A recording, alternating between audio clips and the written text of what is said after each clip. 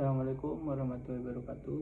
Perkenalkan, nama saya Gung Aprianto, NPM 721213185. Di sini saya akan menjelaskan tentang penilaian prestasi kerja. Penilaian prestasi kerja, kegiatan manajer untuk mengevaluasi perilaku dan prestasi kerja karyawan serta menetapkan kebijaksanaan selanjutnya. Yang kedua, penilaian kinerja, berkenaan dengan seberapa baik seseorang melakukan pekerjaan yang ditugaskan. Selanjutnya, penilaian pekerjaan, menentukan seberapa besar sebuah pekerjaan berguna bagi organisasi. Selanjutnya, indikator penilaian prestasi kerja. Yang pertama merupakan evaluasi terhadap perilaku, prestasi kerja, dan potensi pengembangan yang dilakukan. Yang kedua, merupakan suatu proses estimasi dan menentukan nilai keberhasilan. Yang ketiga, membandingkan realisasi nyata dengan standar yang dicapai karyawan. Yang keempat, dilaksanakan oleh pimpinan kepada bawahan. Dan yang terakhir, yang kelima, hasil untuk menentukan kebijaksanaan selanjutnya.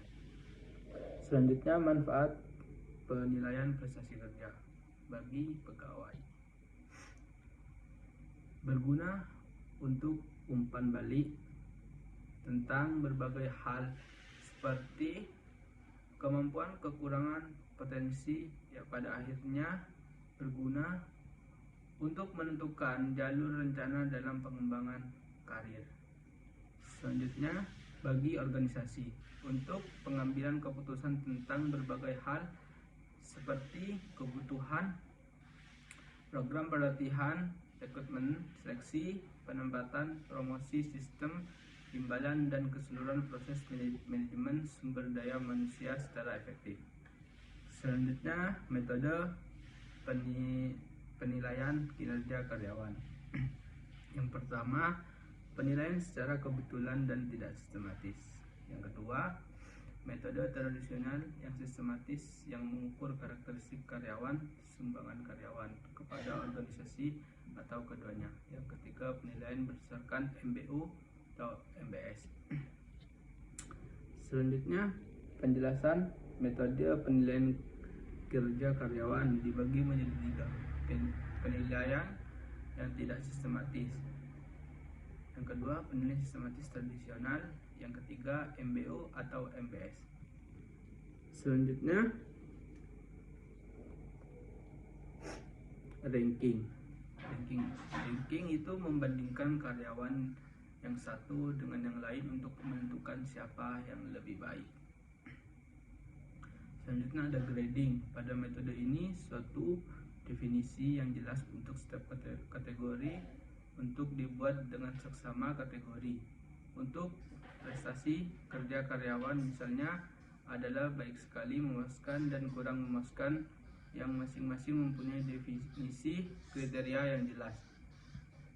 Yang selanjutnya, MBO atau MBS ini pendekatan formal yang mensyaratkan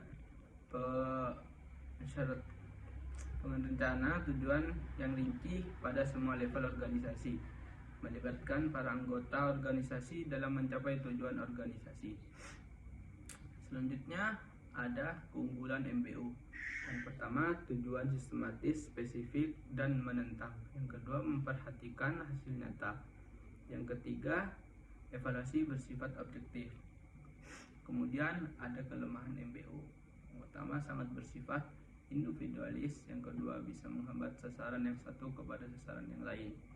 Yang ketiga, sulit menetapkan sasaran yang mempunyai tingkat kesulitan yang lain.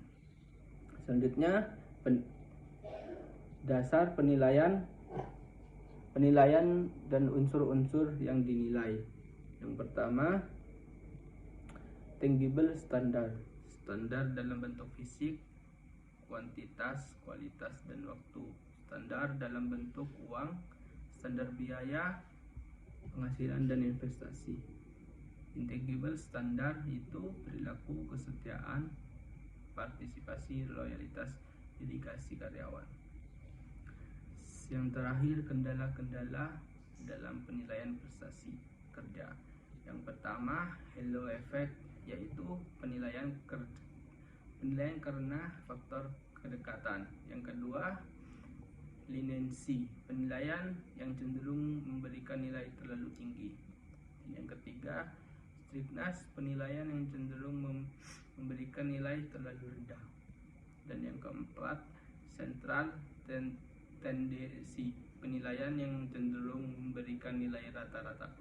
Yang terakhir, yang kelima, personal biases, penilaian kerja yang memberikan nilai karena latar belakang suku sama dengan baik. Baik, itu saja hasil resum yang saya dapat sampaikan.